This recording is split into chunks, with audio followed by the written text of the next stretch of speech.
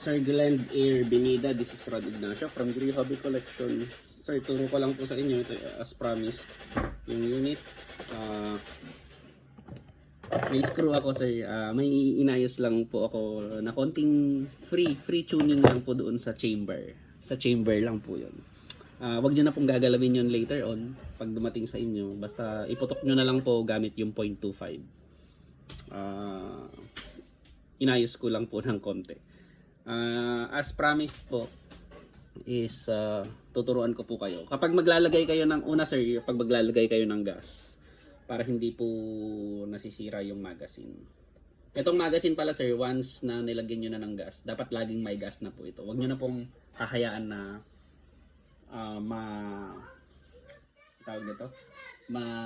ma-drain. Pag na-drain po kasi ito, napipindot nyo ito ng walang resistance. Then pag na-drain siya and then tinago nyo ng matagal, magda-dry po yung mga o-ring, magkakaroon na po siya ng leak. So ang tamang paglalagay ng gas, sir, is straight po na ganito. So ito po ang sundan nyo, itong straight na to, itong straight line ng magazine na ito. Yan po ang susundan nyo. Itatapat nyo po dyan yung pin ng gas, then ganyan po siya dapat. Hindi po ganyan. So ganyan po siya. So mga pad lang, sir, kahit 10 counts, ganun lang po. 1 2 3 4 5 6 7 8 9 10. So ayan.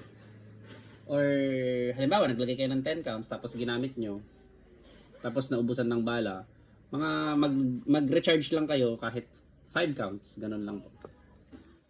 Wala naman po kasing indicator to ng gas. So, yun po. Yun po yung unang paglalagay ng gas. And then kapag maglalagay po kayo ng bala, is dito lang po siya. Hilain nyo lang po ito, follower, and then dito po sa may malaking uwang. Ayan po siya. Huwag nyo pong nilalagyan dito, sir. Kasi itong plastic na to is naka-design lang siya labasan ng BBs. So kapag lagi nyo siyang nilalagyan dito, laging may pumapasok na Red, keep quiet please. Laging may pumapasok na BBs dyan, mag-iiba yung form niya. So pasensya na, sir, medyo maingay. Okay, sige guys. So keep quiet, ha. And then ayan, ganyan siya. So punta naman tayo sa unit. Paano maglagay ng oil. So ito po yung unit, sir, G17 Gen 3. Dapat lagi pong nakakalabit na ganyan para hindi po humina yung hammer spring. Huwag niyo pong iiwan na nakatago na nakaganyan. Dapat naka-hammer down po siya lagi. So kapag tatanggalin niyo siya, sir, parang sa tunay, hilain niyo lang po na ganyan. Pag lumbas yung trigger, ibaba niyo po ito. Sabay po siya, dalawa. So ibaba niyo po siya. Bawa nyo po na ganyan, tapos saka nyo po siya itulak. So yun na po, natanggal na po siya. And then i-hammer down nyo po muna. Pag maglalagay kayo ng silicone oil, sir, ito yung silicone oil, pure silicone oil. Isang patak lang po dito sa side, tsaka dito. So isang patak. Yan. Huwag nyo pong i-overlube, sir, ha. Hindi po maganda yung naka-overlube. Tapos dito. Tapos kapag nag-dry na po yung silicone oil, mag-reapply lang po kayo. Tapos dito po sa gitna. Yan. Okay na po yan. And then dito naman po sa may slide, isang patak lang po dito sa may dulo ng guide rod. And then dito po, lagyan nyo po ng isang patak dito. And then i-spread nyo po siya gamit yung daliri nyo. Yun lang po yun. Tapos na po yun. Wala na po kayong ibang lalagyan. Then, saka nyo po siya ilagay ulit. So, kalabutin nyo, hammer down. Then, maglalagay pa po kayo isa dito. Yan. So, ayun na sir.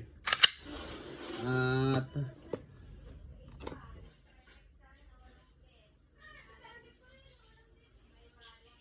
pag halimbawa, ganito. Subukan natin sir, subukan natin. So, 4 shots. Bali pang 9 shot na to. So, may bala sir, no? Bitawan nyo. Wag nyo na pong gagawin yung ganito, yung tapos tutulungan nyo po siya na ganon. Mas maganda po kapag kinasan nyo, bitawan agad. So, may bala na po yun. So, pag andyan na po yung magazine, so, try natin. Firing tayo. 1. Ang layo ng range. 2. 3. 4. Kapag naubusan ng bala, sir, ang gawin nyo lang po, tanggalin nyo lang po yung magazine. And then, wag nyo na pong gagawin yung parang napapanood natin sa TV na ibababa yon. Pwede, pwede naman yun sa tunay. Pero ito kasi sir, hindi naman po steel itong mga to. So, zinc alloy po ito. So, ang gagawin nyo lang po, gawin nyo yung tama. Yung tama na pagtanggal ng slide rack. So, hilain nyo lang po dito. Tapos, bitawan nyo na. Tapos, hammer down. Yun na po yun, sir. So, thank you very much, Sir Brand Air of Oroqueta City. Sana po satisfied kayo sa amin, sa shop sa page na to. Thank you very much po. Ito po pala may free na sticker, sir.